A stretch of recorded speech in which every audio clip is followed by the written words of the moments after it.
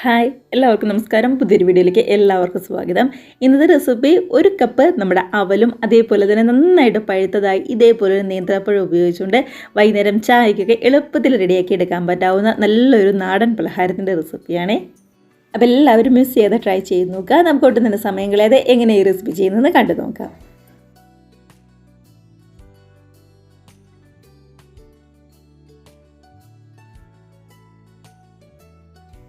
അപ്പോൾ അതിനായിട്ട് ആദ്യം തന്നെ നമ്മുടെ അവലൊന്ന് ചൂടാക്കി എടുക്കണം. അതിനായിട്ട് നോൺ സ്റ്റിക്കിൻ്റെ ഒരു പാൻ ചൂടായി വന്നപ്പോൾ ഇതിനകത്തേക്ക് ഒരു കപ്പ് അവലാണ് ചേർത്ത് കൊടുക്കുന്നത്. ഞാനിപ്പോൾ ഇവിടെ വെളുത്ത് തീരെ കനം കുറഞ്ഞ അവലാട്ട് കൊടുത്തിരിക്കുന്നത്.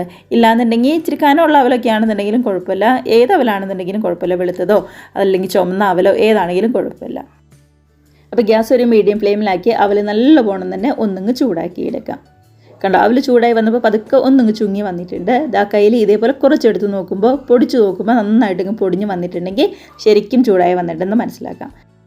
ഇനിയിപ്പോൾ നമ്മുടെ ഈ പാനിൽ നിന്ന് മാറ്റി വേറൊരു പാത്രത്തിലേക്ക് ഇതിൻ്റെ വലിയ ചൂടൊന്ന് ആറാനായിട്ട് വെയിറ്റ് ചെയ്യാവേ. വലിയ ചൂടൊക്കെ ഒന്ന് ആറി വന്നപ്പോൾ മിക്സിയുടെ നന്നായിട്ട് ഉണങ്ങിയ ജാറിലേക്ക് നമ്മുടെ അവലങ്ങ് മാറ്റി കൊടുത്തിട്ടുണ്ട്. ഒന്നിങ്ങ് പൊടിച്ചെടുക്കണം. അപ്പോൾ നല്ലൊരു ടേസ്റ്റിന് വേണ്ടി ഒരു ചെറിയൊരു കഷ്ണം പട്ട ഇതേപോലെ രണ്ടായിട്ടൊന്ന് കട്ട് ചെയ്തും കൂടി ചേർത്ത് കൊടുക്കുന്നുണ്ട്. കൂടെ തന്നെ ഒരു 2-3 ഗ്രാമ്പും കൂടി ചേർത്ത് കൊടുക്കാം. കൂടെ തന്നെ കുറച്ച് ഏലക്കപ്പൊടിയാണ് ചേർത്ത് കൊടുക്കുന്നത്. ഇനിയിപ്പോൾ ഏലക്കയാണ് കയ്യിലുള്ളതെങ്കിൽ ആ തൊണ്ടൊന്നും മാറ്റിയിട്ട് ആ കുരുവാണെന്നുണ്ടെങ്കിലും ചേർത്ത് കൊടുത്താൽ മതി. അതിനുശേഷം ഇതെല്ലാം കൂടി നന്നായിട്ട് തന്നെ ഒന്നിങ്ങ് പൊടിച്ചെടുക്കാം. ഇപ്പോൾ നമ്മുടെ ഏലക്കയും പട്ടയും ഗ്രാമ്പും ഒക്കെ ഇങ്ങോട്ട് ചേർത്ത് കൊടുക്കുമ്പോൾ നല്ലൊരു ടേസ്റ്റ് ഉണ്ടാവും കേട്ടോ നമ്മുടെ പലഹാരത്തിന്. അതുകൊണ്ടാണ് എല്ലാം നന്നായിട്ട് തന്നെ ഒന്നിങ്ങ് പൊടിച്ചെടുത്ത് കൊണ്ട് വന്നിട്ടുണ്ട്. അപ്പോൾ നന്നായിട്ട് ഉണങ്ങി ജാറൊക്കെ എടുക്കുകയാണെന്നുണ്ടെങ്കിൽ പെട്ടെന്ന് നല്ലോണം പൊടിഞ്ഞ് കിട്ടും കേട്ടോ. അപ്പോൾ ഒട്ടും തന്നെ വെള്ളത്തിൻ്റെ അംശമൊന്നുമില്ലാതെ ഉണങ്ങിയ ജാർ എടുക്കാനായിട്ട് ശ്രദ്ധിക്കുക. ഇതേപോലെ അങ്ങ് പൊടിച്ചെടുത്തിട്ടുണ്ട്. നമ്മൾ ഈ പൊടിച്ചെടുത്ത അവലിൻ്റെ മിക്സ് അത്യാവശ്യം വലിപ്പമുള്ള മറ്റൊരു ബൗളിലേക്ക് മാറ്റി കൊടുക്കാം. അപ്പോൾ നമ്മുടെ അവലൊക്കെ പൊടിച്ചത് അവിടെ ഇരിക്കട്ടെ. ഇനി നമുക്ക് വേണ്ടത് പഴമാണ്. ഞാനിവിടെ നേന്ത്രപ്പഴം അത്യാവശ്യം നന്നായിട്ട് പഴുത്ത ഈ ഒരു വലിപ്പത്തിലുള്ള നേന്ത്രപ്പഴം എടുത്തിരിക്കുന്നത്. ഇതേപോലെ തൊലിയൊക്കെ കറുത്ത് നന്നായിട്ട് പഴുത്ത് പഴം എടുക്കുകയായിരിക്കും എപ്പോഴും നല്ലത്. ഇല്ലാന്നുണ്ടെങ്കിൽ നമ്മുടെ ചെറുപഴം ആണെന്നുണ്ടെങ്കിലും കുഴപ്പമുണ്ടാവില്ല. ചെറുപഴം എടുക്കുമ്പോൾ അത്യാവശ്യം വലിപ്പമുള്ളതാണെങ്കിൽ 2 എണ്ണം എടുക്കാം. ഇതേപോലെ തീരക്കാനം കുറച്ച് ഒന്ന് കട്ട് ചെയ്ത് നമ്മുടെ മിക്സിയുടെ ജാറിലേക്ക് മാറ്റി കൊടുക്കുകയാണ്. നമ്മൾ നേരത്തെ അവൽ പൊടിച്ച് അതേ മിക്സിയുടെ ജാറിലേക്ക് തന്നെയാണ് മാറ്റി കൊടുക്കുന്നത്. കണ്ടതായി ഇതേപോലെ. ഇനി അതിനകത്തേക്ക് വേണ്ടത് മധുരത്തിന് വേണ്ടി ശർക്കരയാണ്. അപ്പോൾ പഞ്ചസാരയല്ല ഇവിടെ ശർക്കരയായിട്ട് എടുത്തിരിക്കുന്നത്. 1 കപ്പ് നമ്മൾ ഗ്രേറ്റ് ചെയ്ത് ശർക്കരയാണ് എടുക്കുന്നത്. അപ്പോൾ ഇതൊട്ടും തന്നെ കല്ലോ മണ്ണോ അങ്ങനെയൊന്നും ഇല്ലാത്ത ശർക്കര ആയതുകൊണ്ടാണ് ഇതേപോലെ ഗ്രേറ്റ് ചെയ്തെടുത്തത്.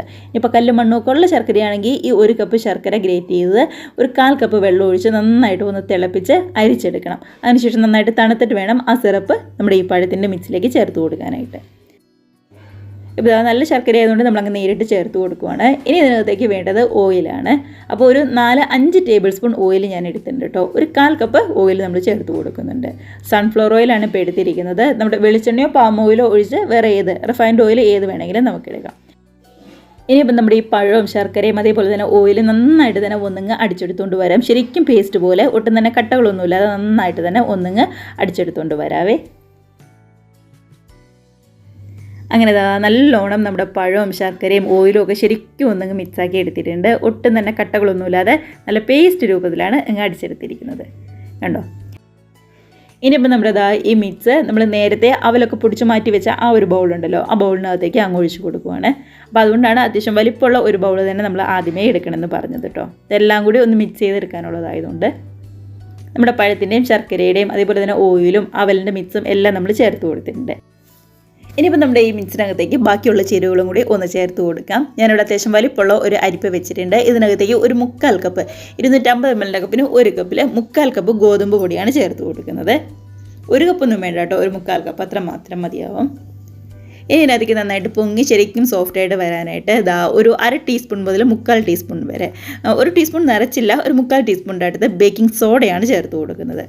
ഒരു നുള്ളു ഉപ്പും കൂടി ചേർത്ത് കൊടുത്ത് ഇത് മൂന്നും നന്നായിട്ട് തന്നെ ഒന്നിങ്ങ് അരിച്ചെടുക്കാം. ഇപ്പോൾ എന്തെങ്കിലും പൊടിയോ കല്ലോ അങ്ങനെ എന്തെങ്കിലുമൊക്കെ ഉണ്ടെന്നുണ്ടെങ്കിൽ ഇതേപോലെ അരിപ്പയിലൂടെ അരിച്ചെടുക്കുമ്പോൾ നല്ല ക്ലിയർ ആയിട്ട് തന്നെ നമ്മുടെ പൊടികൾ നമുക്ക് കിട്ടും. ഇതേപോലെ നന്നായിട്ട് ഒന്നിങ്ങ് അരിച്ചെടുക്കുക. അപ്പോൾ നമ്മൾ ഇതേപോലെ ഒന്ന് അരിച്ചെടുക്കുമ്പോൾ നമ്മുടെ പൊടികളൊക്കെ ആണെന്നുണ്ടെങ്കിൽ നല്ല സോഫ്റ്റ് ആയിട്ട് തന്നെ നമുക്ക് ഇരിക്കും കേട്ടോ. കണ്ടോ, നന്നായിട്ട് തന്നെ കിട്ടിയിട്ടുണ്ട്. ഇനിയിപ്പോൾ നമ്മുടെ ഈ മിക്സ് ഒന്ന് റെഡിയാക്കി എടുക്കാനായിട്ട് ഇതിനകത്തേക്ക് പാല് ചേർത്ത് കൊടുക്കാം. അപ്പോൾ ഞാനൊരു 1/4 കപ്പ് പാലാണ് ചേർത്ത് കൊടുക്കുന്നത്. അത് ഒന്നിച്ചല്ല ചേർക്കേണ്ടത്. ഇതേപോലെ ആദ്യം ഒരു 1/2 കപ്പ് ചേർത്ത് കൊടുക്കുക. അതിനുശേഷം വേണമെന്നുണ്ടെങ്കിൽ നോക്കിയിട്ട് മാത്രം ഒരു 1/4 കപ്പ് പാലും കൂടി വേറെ എക്സ്ട്രാ ചേർത്ത് കൊടുക്കാം. ദാ ഇതേപോലെ ഒട്ടും തന്നെ കട്ടകളൊന്നുമില്ലാതെ നന്നായിട്ടൊന്ന് മിക്സ് ചെയ്തെടുക്കുന്നുണ്ട്. ഇതിപ്പോൾ കുറച്ച് കട്ടിയുണ്ട്, അതുകൊണ്ട് തന്നെ കുറച്ചും കൂടി പാൽ നമ്മൾ ചേർത്ത് കൊടുക്കാം. ഇതിപ്പോൾ തിളപ്പിച്ച് ഒരു ഇളം ചൂടുള്ള പാലാട്ടോ നമ്മൾ എടുത്തിരിക്കുന്നത്. ദാ ഇതേപോലെ പാൽ കുറച്ച് വേണം ഒഴിച്ചു കൊടുക്കാനായിട്ട്. ആദ്യമേ ഒരുമിച്ച് ഒഴിച്ച് അങ്ങ് മിക്സ് ചെയ്തെടുക്കണ്ട. ഇതേപോലെ നോക്കിയിട്ട് കുറച്ച് മാത്രം പാൽ ഒഴിച്ചു കൊടുത്താൽ മതി. നന്നായിട്ട് തന്നെ ഒന്നങ്ങ് മിക്സ് ചെയ്ത് ഒട്ടും തന്നെ കട്ടകളൊന്നുമില്ലാതെ നല്ല സോഫ്റ്റായിട്ട് നമ്മുടെ മിക്സിങ് ഇരിക്കണം. കണ്ടോ, ഇതിപ്പോൾ വെള്ളം ഒരുപാട് കൂടുതലുമില്ല, അതേപോലെ തന്നെ തീരെ കുറഞ്ഞ് ഭയങ്കര കട്ടി പോലെയല്ല ഇരിക്കുന്നത്. ഈ ഒരു പരുവത്തിലാണ് നമ്മുടെ മിക്സ് നമുക്ക് കിട്ടിയിരിക്കുന്നത്. അപ്പോൾ ഇതാണ് കറക്റ്റുള്ള പരുവെന്ന് പറയുന്നത്. ഇനിയിപ്പോൾ ഇതിനകത്തേക്ക് കുറച്ച് കാഷ്നട്ടും തേങ്ങാക്കൊത്തും അതേപോലെയൊക്കെ പതുക്കെ നെയ്യിലൊന്ന് ഫ്രൈ ചെയ്ത് ചേർക്കണമെന്നുണ്ടെങ്കിൽ അങ്ങനെയൊക്കെ ചേർത്ത് കൊടുക്കാം. നമ്മൾ വേറെ ഒന്നും ചേർക്കുന്നില്ല, നമ്മൾ നേരെ പാനിലേക്ക് അങ്ങ് വെച്ച് കൊടുക്കുകയാണ് ചെയ്യുന്നത്. ഇതേപോലുള്ള സോസ് പാനാണ് ഞാൻ എടുത്തിരിക്കുന്നത്. ഇനിയിപ്പോൾ നമ്മുടെ കേക്ക് ടിന്നാണെന്നുണ്ടെങ്കിലും കുഴപ്പമൊന്നും ഉണ്ടാവില്ല. ചുറ്റും ഓയിൽ, എല്ലാ ഭാഗത്തേക്കും ഒന്ന് ഓയിൽ പറ്റി കൊടുക്കുക. ഇപ്പോൾ ഇതിനകത്തേക്ക് വേണമെന്നുണ്ടെങ്കിൽ ഒരു ബട്ടർ പേപ്പർ കൊണ്ട് വെച്ച് കൊടുക്കുക കേട്ടോ. അതിനുശേഷം നമ്മൾ റെഡിയാക്കി വെച്ചിരിക്കുന്ന മിക്സ് ഇതേപോലെ അങ്ങ് ഒഴിച്ചിട്ട് എല്ലാ ഭാഗത്തേക്കും ഇതേപോലെ ഒന്ന് പരത്തി കൊടുക്കണം. അതിനുശേഷം ഒരു 3-4 തവണ ശരിക്കും ഒന്ന് ടാപ്പ് ചെയ്ത് എയർ ബബിൾസ് ഒക്കെ ആണെന്നുണ്ടെങ്കിലും ശരിക്കും ഒന്നിങ്ങ് കളഞ്ഞെടുക്കാം. കണ്ടതാ ഇതേപോലെ കളഞ്ഞെടുക്കുക. അപ്പോൾ ഇത്രയേ ഉള്ളൂ നമ്മുടെ മിക്സിൻ്റെ പരിപാടി എന്ന് പറയുന്നത്. ഇനിയിപ്പോൾ നമുക്ക് നേരെ ചൂടായ പാനിലേക്ക് അങ്ങ് വെച്ച് കൊടുക്കാം. അപ്പോൾ നമ്മൾ നേരെ അടുപ്പിലേക്ക് ഡയറക്റ്റ് വെക്കരുത് കേട്ടോ. ഇതേപോലൊരു അപ്പച്ചട്ടിയൊക്കെ ആണെന്നുണ്ടെങ്കിൽ നന്നായിട്ട് പഴയതുണ്ടെന്നുണ്ടെങ്കിൽ നന്നായിട്ട് ചൂടാക്കി അതിൻ്റെ മുകളിലേക്ക് വേണം വെച്ച് കൊടുക്കാനായിട്ട്. ഇല്ലാന്നുണ്ടെങ്കിൽ നല്ല കനമുള്ള ഉള്ളുള്ള ഒരു പാത്രം ഉണ്ടെന്നുണ്ടെങ്കിൽ ആ പാത്രം ഒന്ന് പ്രീ ഹീറ്റായിട്ട് വരുമ്പോൾ അതിൻ്റെ നടുക്കിലേക്ക് ഒരു സ്റ്റാൻഡ് വെച്ച് നമ്മുടെ കേക്ക് ടിന്നിൻ്റെ പാത്രം അങ്ങനെ വെച്ച് കൊടുത്താലും മതി. അപ്പം ഞാനിവിടെ അപ്പച്ചട്ടിയുടെ മുകളിലേക്കാണ് വെച്ച് കൊടുക്കുന്നത്. അതിനുശേഷം നന്നായിട്ടൊന്ന് അടച്ച് ശരിക്കും ഒന്നിങ്ങനെ റെഡിയായി വരാനായിട്ട് നമുക്കൊന്ന് വെയിറ്റ് ചെയ്യാം. അപ്പോൾ ഗ്യാസ് ഒരു മീഡിയം ഫ്ലെയിമിൽ ആദ്യത്തെ ഒരു 10 മിനിറ്റും അതിനുശേഷം ലോ ഫ്ലെയിമിലും വെച്ചിരുന്നാൽ മാത്രം മതി കേട്ടോ. അങ്ങനെ ഒരു 20 മിനിറ്റൊക്കെ കഴിഞ്ഞപ്പോൾ നന്നായിട്ട് പൊങ്ങി ശരിക്കും അങ്ങ് വെന്ത് വന്നിട്ടുണ്ട്. ഇനി മേൽഭാഗം കൂടി പതുക്കെ ഒന്നങ്ങ് മൊരിച്ചെടുക്കണം. അപ്പോൾ അതിനായിട്ട് വേറൊരു നോൺ സ്റ്റിക്കിൻ്റെ പാനിൽ കുറച്ച് ഓയിൽ പറ്റി നമ്മൾ റെഡിയാക്കി വെച്ചിരിക്കുന്ന മിക്സ് നേരെ ആ പാത്രത്തിലേക്ക് ഒന്നങ്ങ് കമത്തി കൊടുത്താൽ മതി. ഒരു 2-3 മിനിറ്റ് അടിവശത്തുനിന്നും കൂടി ഒന്നങ്ങ് ചൂട് കയറി വരുമ്പോൾ ശരിക്കും ഒന്നങ്ങ് റെഡിയായി വന്നോളൂ കേട്ടോ. ഇതേപോലെ അങ്ങ് കമത്തി കൊടുക്കാം. ഇത് പുറംഭാഗം ശരിക്കും അങ്ങ് മൊരിഞ്ഞ് വരാത്തതുകൊണ്ട് മാത്രമാണ് നമ്മൾ ഇതേപോലെ 2 വശം ഒന്നങ്ങ് മൊരിച്ചെടുത്ത് കേട്ടോ. കണ്ടോ, നന്നായിട്ട് തന്നെ ഒന്നങ്ങ് മൊരിഞ്ഞ് ശരിക്കും റെഡിയായി വന്നിട്ടുണ്ട്. ഇനിയിപ്പോൾ നമ്മുടെ പാനിൽ നിന്നൊക്കെ മാറ്റി ചൂടാറാനായിട്ട് മറ്റൊരു പാത്രത്തിലേക്ക് മാറ്റി കൊടുക്കാം. അതിനുശേഷം നന്നായിട്ട് ചൂടാറി കഴിയുമ്പോൾ ഇതേപോലെ അങ്ങ് കട്ട് ചെയ്തെടുക്കാവുന്നതേ ഉള്ളൂ. കണ്ടോ, ശരിക്കും അങ്ങ് പൊങ്ങി നല്ല സോഫ്റ്റായിട്ട് നല്ല പഞ്ഞി പോലെയാണ് നമുക്ക് എടുക്കുന്നത്. ഇത് കാണുമ്പോൾ തന്നെയാണെങ്കിൽ നിങ്ങൾക്കറിയാലോ.